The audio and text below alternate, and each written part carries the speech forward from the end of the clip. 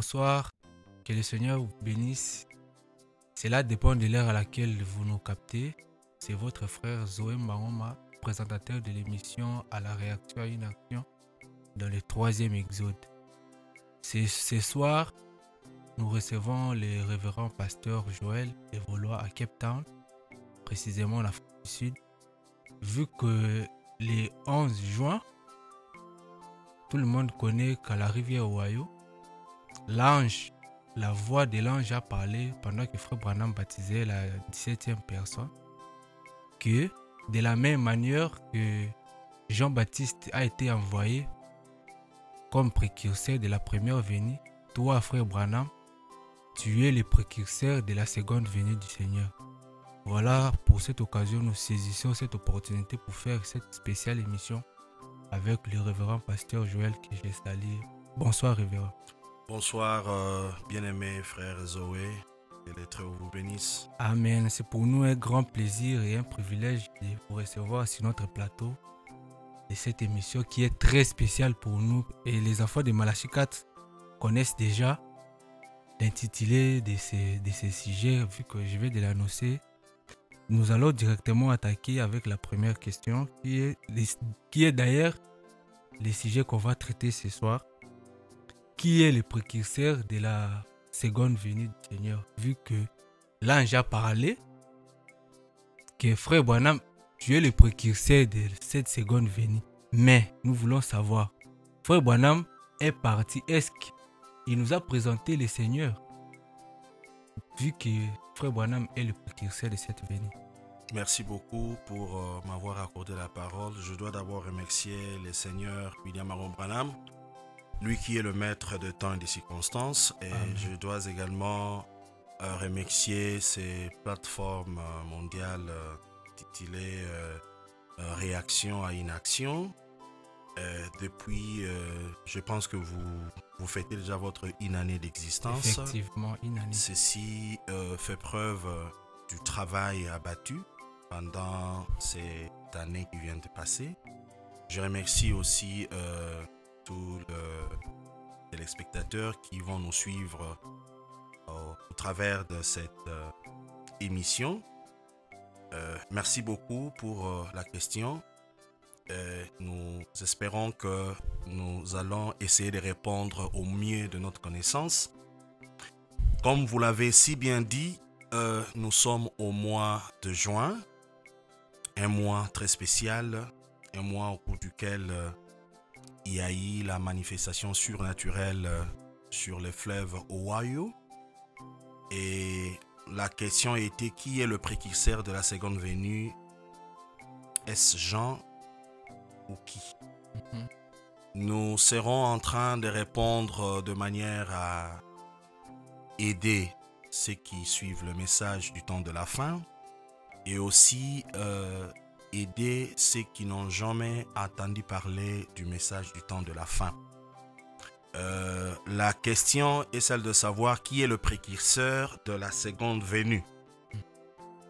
Puisqu'il s'agit de la seconde venue, nous ne pouvons vraiment pas commencer par la seconde venue, comme le dit le prophète. Si vous voulez construire une maison, on construit une maison en commençant par la fondation. J'aimerais rapidement effleurer, si vous voulez, ce qu'a été la première venue, juste une ou deux écritures, et cela nous donnera une idée de ce que la seconde venue. Si nous prenons directement dans Malachie chapitre 3, là, nous nous référons à la première venue. Malachie chapitre 3, verset 1er, il est écrit ici: « Voici, j'enverrai mon messager, il préparera le chemin devant moi, et soudain entrera dans son temple le Seigneur que vous cherchez, et le messager de l'alliance que vous désirez. Voici, il vient, dit l'Éternel des armées. » Cette écriture démontre de la promesse du précurseur de la première venue qui était Jean. Mais lorsque nous lisons cette écriture, il en dégage 3 points que j'ai pu noter ici. Le premier point, c'est que bien que selon Malachie, le prophète, celui qui devait venir, c'était le Seigneur lui-même, selon Malachie, chapitre 3. Le premier point, c'est que Malachie nous parle de la personne qui devait venir. Et la personne qui devait venir, c'est le Seigneur lui-même. Et le deuxième point, selon Malachie, toujours chapitre 3, il est dit, mais comment allait-il s'y prendre? Il devait premièrement envoyer un précurseur lors de la première venue. Un messager. Lorsque nous parlons de précurseur, c'est un messager. Amen. Pour préparer sa venue.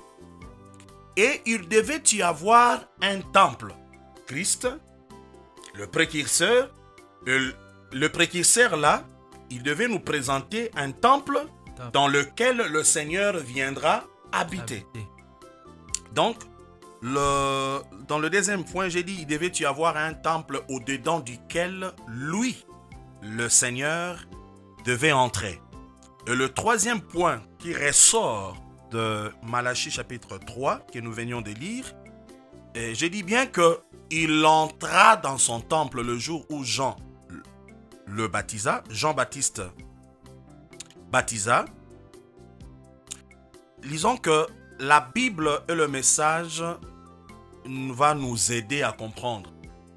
Il y a le Seigneur, il y a le précurseur, et le précurseur doit nous présenter le Christ, un Christ qui ne sera pas dans le vent, mais qui finalement entrera dans son saint temple. C'est très fondamental parce que si nous ne saisissons pas la première venue du Seigneur, il nous sera aussi difficile de saisir la seconde venue, qui est d'ailleurs l'objet de notre émission de ce soir. J'aimerais lire rapidement dans un paradoxe. Vous allez voir que dans le paradoxe prêché le 6 février 1964, en son paragraphe 282, ici on parle de Jésus avant le baptême de Jean. Branham dit que Jésus était un enfant normal, sans intelligence ou sans sagesse. Voilà. Il dit au paragraphe 282, il dit « Et ce petit garçon, un enfant âgé de 12 ans, n'a pas de sagesse du tout. Eh bien, mais simplement comme un garçon de 12 ans, le Père ne demeurait pas en lui en ces moments-là, parce qu'il est venu le jour qu'il l'a baptisé. » Donc, avant le baptême de Jean sur le fleuve du Jourdain, Jésus, bien que Malachie chapitre 3 nous démontre qu'il doit y avoir le messager ou le précurseur, et ce précurseur-là doit nous présenter un Christ, mais un Christ qui ne sera pas flottant, un Christ qui sera dans son temple. C'est-à-dire ici, William Branham montre qu'avant cet événement, Jésus était un enfant ordinaire, n'ayant même pas de sagesse, parce qu'il est venu le jour où il l'a baptisé. Il vit l'Esprit de Dieu descendre, vous voyez, et entrer en lui. Mais regardez ce petit garçon âgé de 12 ans, étant la parole, il était né loin, voyez, pour être loin, ainsi de suite. Si je peux ajouter une deuxième écriture, pour nous donner juste un fondement solide, je suis dans Jésus-Christ, le même, prêché le 13 novembre 1955. Et ici, je vais lire seulement le paragraphe 39. Suivez très attentivement. Parce que nous avons parlé de précurseur ou le messager, nous avons parlé de Christ et nous avons parlé du temple qui éventuellement c'est le corps. Paragraphe 39. William Branham dit: maintenant, quand Jésus vint sur la terre, nous voyons, nous connaissons son histoire de Noël. Mais son ministère commence à l'âge de 30 ans. Donc, depuis sa naissance jusqu'à 29 ans, Il n'avait Donc pas il de n'y avait ministère, rien. il était un enfant ordinaire, sans sagesse comme l'écriture dans... Exactement. C'est que vous venez Dans, de dire là. dans Un un paradoxe. paradoxe. Maintenant, dans Jésus-Christ le même, Branham dit, mais son ministère commence à l'âge de 30 ans, quand Jean le baptiseur l'a baptisé, et que le Saint-Esprit est descendu de la part de Dieu, et que la voix en sortit, disant, celui-ci est mon fils bien-aimé, en qui je pris plaisir. Donc, avant de toucher l'événement du fleuve Ohio, nous avons pris soin de faire un marche en arrière pour nous permettre de saisir les 3 éléments qui ressortent de cet événement du fleuve du Jourdain. Parce que lorsque nous allons toucher l'événement du fleuve Ohio, nous devons aussi en ressortir ces 3 éléments. Sinon, la seconde venue ne sera pas la seconde venue, parce que si nous parlons de la seconde venue, c'est par rapport à la première venue. Je pense que c'est cela. Et si vous lisez rapidement dans Jean, excusez-moi, si vous lisez dans Jean chapitre 2, versets 19 à 21, là, le temple en question, la Bible dit, Jésus leur répondit, détruisez ce temple et en 3 jours je le relèverai. Les Juifs dirent, il a fallu 46 ans pour bâtir ce temple, et toi en 3 jours tu le relèveras. Mais il parlait du temple de son corps. Donc vous comprenez le tableau. Maintenant, William Branham a interprété ça. Si vous me permettez, je lis ça rapidement, comme ça on va clore la phase de la première venue. Et là, nous sommes dans Exposé des âges de l'Église, au chapitre 8, à la page 306. Je crois, 4e paragraphe. William Branham dit, or, non seulement il donne de couronnes, mais il dit que ceux qui font partir de l'épouse deviendront des colonnes dans le temple de Dieu. Mais le temple de Dieu, qu'est-ce que c'est? Jésus parlait de son corps en disant que c'était là, le temple. Et c'était bien ce qu'il était. Amen. Son corps était le temple de Dieu. Donc vous voyez, lors de la première venue, il y a eu un précurseur du nom de Jean. Nous avons lu dans dans Malachie chapitre 3, pardonnez-moi. Et il y a eu un précurseur, il y a un Christ. Christ veut dire l'onction. Et il y a un temple. Dieu devait entrer dans son temple. Maintenant, vous m'avez posé la question de savoir qui est le précurseur de la seconde venue du Seigneur ou du Christ.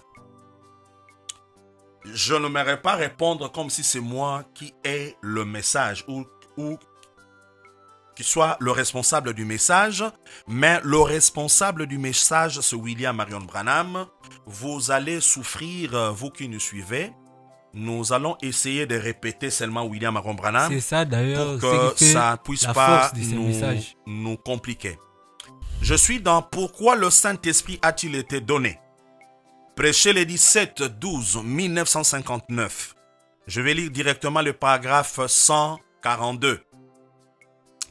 William Branham dit, j'attends les clapotis de l'eau là-bas à la rivière Ohio. Quand j'étais tout jeune prédicateur, d'environ 22 ans, que je chantais ça là-bas. Et j'ai entendu, je regardais au-dessus de moi, et j'ai entendu une voix dire, lève les yeux, voilà cette grande lumière qui est arrivée, suspendue en plein là, qui est descendue sur moi et qui a dit, comme Jean-Baptiste a été envoyé comme précurseur de la première venue de Christ, tu auras un message qui sera le précurseur de la seconde venue de Christ. Amen. Amen. Tu auras un message qui sera le précurseur de la seconde venue de Christ. Est-ce Voilà. le message? Ce sont des brochures? Ou le Ou message, quoi? c'est une personne. Donc, vous êtes croyant du message ou pas, nous savons que les messages et les messagers sont un. Absolument. Alors, nous avons connu maintenant les précurseurs. Nous voulons connaître qui est Christ. Parce que vous venez de lire dans Pourquoi le Saint-Esprit nous a été donné. Nous avons connu les précurseurs que c'est Frère Branham, qui est le précurseur selon la voix qui lui a parlé sur la rivière Ohio. Maintenant, nous voulons savoir qui est le Christ dont les précurseurs doivent nous présenter. À vous la parole, cher Ok. pasteur. Puisque nous sommes dans une émission, je pense qu'il y a beaucoup de lecteurs du message qui me suivent en ce moment. Je pense que William Marion Branham, le prophète Branham, définit les mots Christ. D'abord, Christ, c'est une onction. Et William Branham dit, le mot Christ, c'est un homme, une personne qui est ointe du Saint-Esprit. Ça, c'est la première définition. Et la deuxième définition, William Branham dit, les mots Christ. Christ veut dire un homme qui est oint de la plénitude de la divinité. Un Christ Ça, n'est pas un esprit ou une imagination, non. c'est un homme. Un homme qui est oint de la plénitude de la divinité. Amen. Maintenant, moi, je pensais répondre dans ce sens. Puisque le Christ que nous allons voir, nous devons l'identifier par rapport à sa seconde venue. Amen. Parce que la première venue, tout le monde sait, Christ, c'était Jésus. Christ. Christ. Jésus était un homme qui était oint de la plénitude de la divinité. Puisque nous parlons de la seconde venue du Seigneur, donc je pense que nous voulons d'abord confirmer que la seconde venue, c'est déjà de l'histoire selon William Marion Branham, et nous allons découvrir qui est le Christ ou le Seigneur qui est venu aujourd'hui. Amen. Voilà. Donc, si je peux directement lire, je prends, c'est le lever du soleil. Prêché le 18 avril 1965 matin. Je lis paragraphe 60. Cette citation, je la lis pourquoi? C'est pour mettre fin à ceux qui disent qu'il n'est pas encore venu, ou d'autres disent il est venu, d'autres disent il n'est pas encore venu. Mais cette écriture ici va mettre fin à ces genres je ne sais pas si je peux dire difficulté, mais je vais lire le paragraphe 60. William Branham dit, il n'est pas étonnant que l'évangile soit une bonne nouvelle. Les mots même évangile signifient bonne nouvelle. Quelle est cette bonne nouvelle? Si un homme est mort pour nous, cela est une bonne nouvelle. Si Christ est né, c'est une bonne nouvelle. Mais jamais une nouvelle. Il n'y a jamais eu de bonne nouvelle semblable à cette nouvelle. Celui qui avait fait la promesse a confirmé cette promesse. Et puis, il est vivant au siècle des siècles. Et il tient dans sa main le clé à la fois de la mort et du séjour des morts. Tous les ténèbres ont été dissipées, on n'a plus vu de ténèbres car le Fils est sorti. Maintenant, je vais là où je vais partir. Branham dit, il n'y a pas de. Eh bien, il viendra. Il n'y a pas de. Eh bien, il viendra. Ou de. Il se pourrait qu'il vienne. Il est déjà venu, l'évangile, la bonne nouvelle. Amen. Donc, avec cette écriture, dont nous comprenons que la seconde venue est effective. Effectivement. Donc, la seconde venue est effective. Maintenant, qui est le Christ qui est venu aujourd'hui? C'est ce que nous voulons savoir. Voilà. J'aimerais répondre à la manière du message. Je n'aimerais pas répondre à la manière de témoin de Jéhovah. William Branham lui-même va nous faire un petit tableau pour nous identifier le Christ qui est venu aujourd'hui. Je suis dans la prédication qui s'intitule Adoption du 22 mai 1960. J'ai lu paragraphe 34. William Branham dit, bon, donc, remarquez, la venue du Seigneur Jésus est tellement proche que l'esprit qui avait commencé ici en bas, juste un peu avec la justification, puis la sanctification, le baptême du Saint-Esprit, et maintenant nous sommes juste au moment de la venue de la pierre principale. Point. L'Église doit être si parfaitement semblable à Christ que Christ et l'Église pourront s'unir. Le même esprit et l'esprit de Christ, s'il est en vous, il vous fait vivre la vie de Christ, mener la vie de Christ, faire les œuvres de Christ. Celui qui croit en moi fera aussi les œuvres que je fais. C'est Jésus qui l'a dit. Voyez, maintenant, nous allons avoir, il y a un ministère. Nous allons avoir, Branham dit, il y a un ministère qui va venir. Amen. Qui reproduira de façon exacte la vie de Christ. Amen. Il y a un ministère qui va venir et ce ministère-là va reproduire de façon exacte, pas de supposition, de façon exacte la vie de Christ. Branham dit, qu'est-ce que ce ministère-là identifie? Branham dit, la venue du Seigneur. Donc, Amen. nous allons vous présenter un ministère. Et ce ministère-là, selon le prophète Branham, va nous identifier Jésus-Christ à 100%. Ou va nous identifier Christ à 100%. Lorsque vous verrez ces ministères, donc vous n'aurez pas à vous égarer comme Esaïe a dit. C'est la voie sainte. Amen. Vous ne pouvez pas vous égarer. Maintenant écoutez, je suis dans questions et réponses sur le Saint-Esprit parce que c'est un ministère qui nous identifie Christ. William Branham dit la question et réponse sur le Saint-Esprit, prêché le 19 décembre 1959, soir. 125 paragraphes. Branham dit, jusqu'ici nous avons eu deux choses dans ces réveils. Remarquez que chacune d'elles fut parfaite et bien à propos. Vous voyez, on est entré. Un homme s'est levé et a parlé en langue et a donné l'interprétation. Il s'est retourné directement puis il a confirmé le message qui venait d'être donné. Un autre s'est levé l'autre soir et a dit sous l'inspiration de la prophétie. Il a dit quelque chose ne sachant pas ce qu'il disait. Et alors, à la fin, il a dit, béni soit celui qui vient au nom du Seigneur. Aussitôt quelque chose m'a saisi. Quelque chose a saisi William Branham. Amen.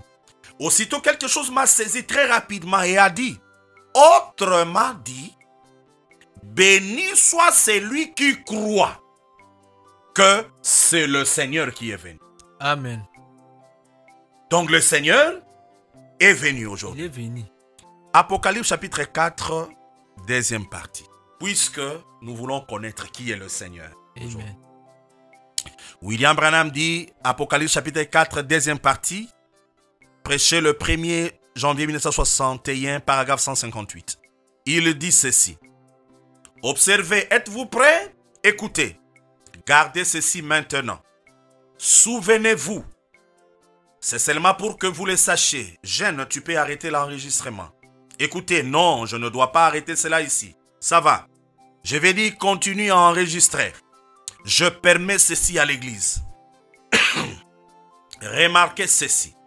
Pour que vous sachiez que la couleur de la lumière qui est avec le Seigneur, eh bien, et la lumière du Seigneur suit le Seigneur. Et c'est le Seigneur. Et la lumière du Seigneur, je pense que vous avez cette petite photo ici. La lumière du Seigneur suit le Seigneur. Et c'est le Seigneur. Suit Le verbe est qui est le suivre. Seigneur ici et où est la lumière du Seigneur? La lumière du Seigneur, c'est la colonne de feu. Effectivement. La colonne de feu ne peut pas suivre un homme animal ou un pasteur quelque part. La colonne de feu ne suit que la colombe. Amen. William Marion Branham, l'agneau parfait. Donc, lorsque vous voyez cette lumière suivre William Branham, Dieu voudrait simplement nous dire que c'est la lumière du Seigneur. Amen. Ça ne suit que le Seigneur. Et celui au-dessus duquel il y a la lumière, cette personne-là s'appelle le Seigneur. Amen. Il est le Seigneur. Ainsi dit le prophète Branham. Effectivement, petit à petit, nous tendons déjà vers la fin de notre émission. Et nous venons de voir et nous venons d'écouter, c'est que ce n'est pas le pasteur qui a parlé, c'est frère Branham lui-même qui a parlé. Ne dites pas que non, et la lumière du Seigneur sur le Seigneur et sur le Seigneur, c'est cette lumière là. Non, ça suit, la lumière doit suivre quelqu'un. Et c'est quelqu'un là, c'est le Seigneur, ce n'est pas n'importe qui. Et à part Jésus-Christ, dans notre temps, cette lumière n'a suivi que William Marion Branham. Tous ceux qui parlent là, ce sont des imitateurs. Des imitateurs. La lumière ne peut suivre que le Seigneur. Et William Branham dit dans Dieu dévoilé, il dit que vous soyez évêque, cardinal, pasteur ou le grand pasteur que nous connaissons au Congo, même celui qui vient de nous quitter. Donc la lumière ne peut pas suivre un homme animal. La lumière ne suit que le Seigneur. La lumière ne suit que William Branham. D'ailleurs, écoutez, ça ne le suit pas seulement pour le suivre, je ne sais pas. Nous tendons déjà vers la fin, cher pasteur. Je vous donne des citations pour prouver ce que vous venez de déclarer. Écoutez, je lis seulement qui a cru à ce qui nous a été annoncé pour montrer que cette lumière commence avec William Branham de le ventre de sa maman. Amen. Je suis dans qui a cru à ce qui nous était annoncé, prêché le 20 juillet 1952 soir. Je lis directement le paragraphe 33. Je prends directement la partie B pour gagner du temps, puisque nous sommes déjà arrivés à la fin. Eh bien, à l'intention de cet auditoire, ici, j'aimerais que vous vous rappeliez tous, après mon départ. Si quelqu'un disait frère Branham est le guérisseur divin, ne le croyez pas. Je ne le suis pas. Voyez, c'est Jésus-Christ qui est votre guérisseur. Point. Maintenant, tout ce que moi j'affirme, c'est que c'est par une vision que Dieu m'a donnée alors que j'étais un petit garçon dans le sein de ma mère. Alors que j'étais un petit enfant dans le sein de ma mère. À ma naissance. À ma naissance. Juste quelques minutes après, cela est venu en tourbillonnant là où j'étais. Cela m'accompagne depuis lors. Amen. Ça, Amen. Qui est cet enfant-là qui peut avoir une vision depuis le sein de sa maman? Et cela s'accomplit le jour de sa naissance. Frère Branham, c'est un paradoxe. Voilà. Il n'est pas un humain. Alors, une citation encore pour maintenant, mettre fin à cette émission. William Marion Branham, il est le précurseur. Et en même temps, comme le tableau de la première venue, nous avons vu Jean-Baptiste, un homme, Jésus-Christ, un homme. Jean nous pointa Christ qui soudain entra dans son temple, le temple qui était le corps du Seigneur Jésus que nous venons de lire selon Jean chapitre 2. Maintenant, ce qui complique l'humanité, c'est quoi? Aujourd'hui, celui qui joue le rôle du précurseur, il a lui-même la plénitude de la divinité. Voilà, c'est par là que nous allons clôturer. Nous voulons savoir, frère Branham étant précurseur, lui-même a la divinité. Donc, nous pouvons déduire il joue le double rôle lui-même. Absolument, absolument. Je ne sais pas si je peux retrouver une écriture ici qui pourra peut-être nous aider. Nous aider aussi ceux qui nous suivent. Hein. C'est avec cette citation-là qu'on va mettre fin. Bon, parce qu'on n'a vraiment pas touché ce qu'on devait toucher, mais je peux quand même répondre par rapport à votre préoccupation. Ça. Effectivement. Je suis dans Exposé des âges de l'Église à la page 164. Je crois, troisième bloc. Écoutez un peu. Je prends ce qui s'est passé avec Elohim chez Abraham, mais je prends Gabriel avec Marie. Écoutez ce que William Branham dit ici. Il dit, la parole de la promesse est venue à la Vierge Marie. La parole de la promesse est venue à la Vierge Marie. Mais cette parole de la promesse, c'était que lui-même allait être manifesté. C'est-à-dire, la personne qui vient donner cette parole-là, c'est elle-même qui doit se manifester dans le sein de Marie pour venir comme étant le promis. C'est un mystère. C'est ce qui se passe avec William Marion Branham. Elohim était le précurseur de sa propre venue. Si vous revenez dans Genèse, Elohim avait dit à Abraham, à cette même époque, je reviendrai et Sarah, ta femme, aura un fils. Ça, c'est un mystère. C'est ce qui se passe avec William Marion Branham. William Branham, en fait, il est le précurseur de sa propre venue. Ça, c'est une dose adulte pour ceux qui aiment William Marion Branham. Donc, avec Jean-Baptiste, nous avions vu un homme. Quelque part, nous pointa un homme qui avait la lumière au-dessus de sa tête. Mais avec William Branham, nous venons de lire de sa naissance, la colonne de feu était déjà venue. Donc, William Marion Branham viendra pour préparer le chemin de sa propre venue. Le précurseur de sa propre venue. Absolument. Il y a des écritures qu'on pouvait les lire, mais bon, comme vous m'avez donné l'opportunité, cette occasion de m'adresser, ne serait-ce qu'avec ces quelques minutes, je pense que si vous nous faites encore ces privilèges, nous pourrions revenir prochainement pour approfondir ce que nous avons cité.